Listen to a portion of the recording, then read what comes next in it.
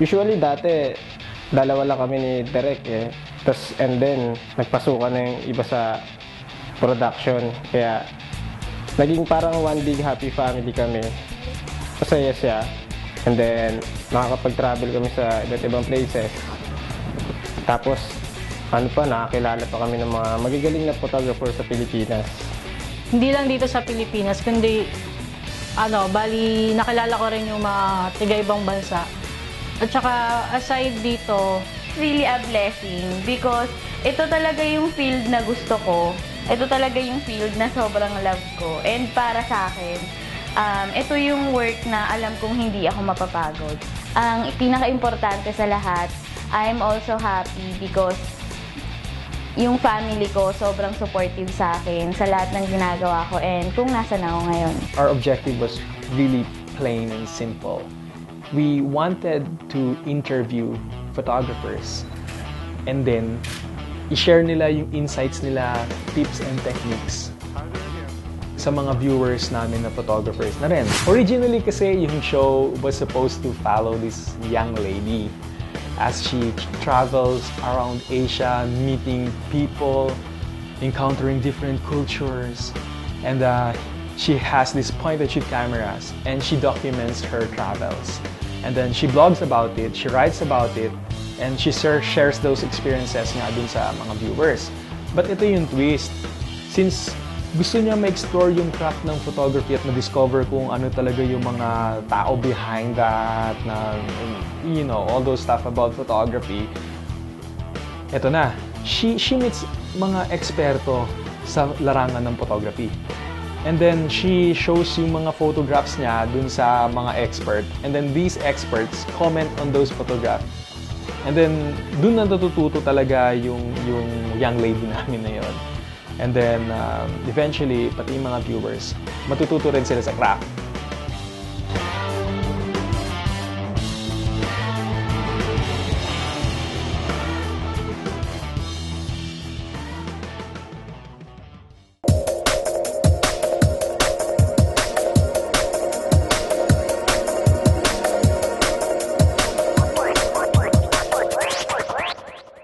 Photography is such an exciting hobby. Dahil sa pagmura ng digital photography camera, maraming tao ngayon ang nahilig kumuha ng litrato mula sa simpleng camera phone o professional na DSLR o single lens reflex camera na gamit ng mga pro photographers. May mga pagkakataon kung minsan na ang pagbitbit ng DSLR ay mabigat. Ito'y nagiging sagabal sa mabilisang pagkuha ng litrato. Buti na lang may mga compact camera o point-and-shoot camera. Ito'y mas maliit kung ihahambing sa DSLR. Ngunit lumalaban ito sa camera features katulad ng DSLRs depende sa modelo ng point-and-shoot na gusto mong bilhin. In this segment, we will help you maximize your point-and-shoot camera's photographic potential. Number 1. Shoot closer to your subject. Minsan, nahihiya tayong lumapit sa ating mga kinukunan. Ang resulta ng litrato ay maliit ang mga mukha nila. Sayang ang beauty. Ang remedyo dyan ay lumapit ang photographer. O kaya'y gamitin ang zoom lens ng camera para mas prominente ang mga matatamis na ngiti ng ating kinukunan. Remember, facial expressions are very important.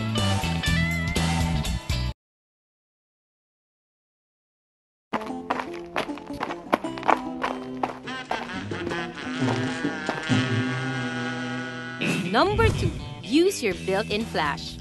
Pag medyo madilim sa lugar na pinagkukunan nyo ng litrato, gamitin ang built-in flash ng camera nyo.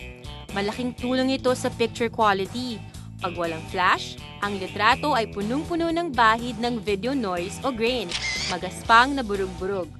Magbaon parati ng isa pang baterya o dalawa pa, sakaling maraming flash photography na magaganap, lalo na sa mga importanteng okasyon, tulad ng kasal, graduation, o binyag.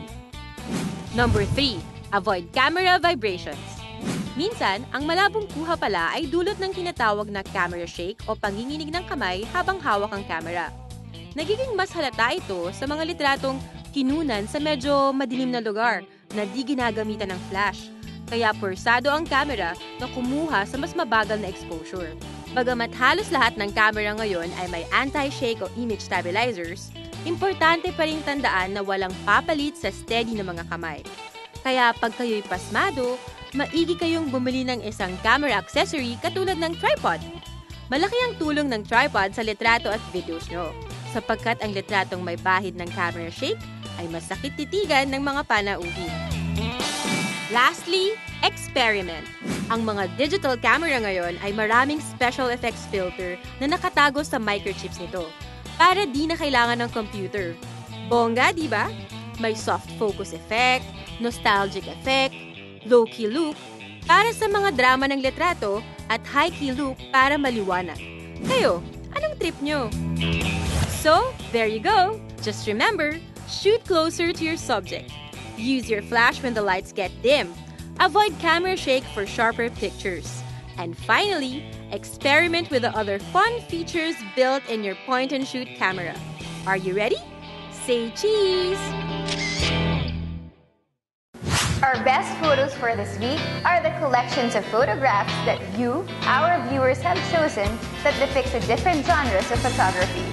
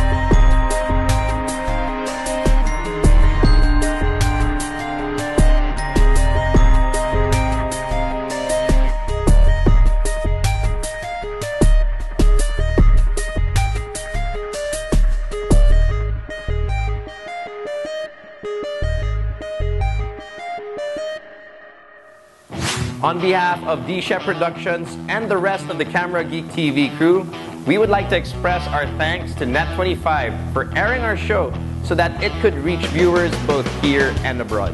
So paano ba yan mga camera geeks? See you next season sa mas pinaganda, mas punong-puno ng information about photography. Syempre, dito lang yan sa pinakamagandang photography show sa Pilipinas, Camera Geek TV. And remember guys, just Keep on shooting.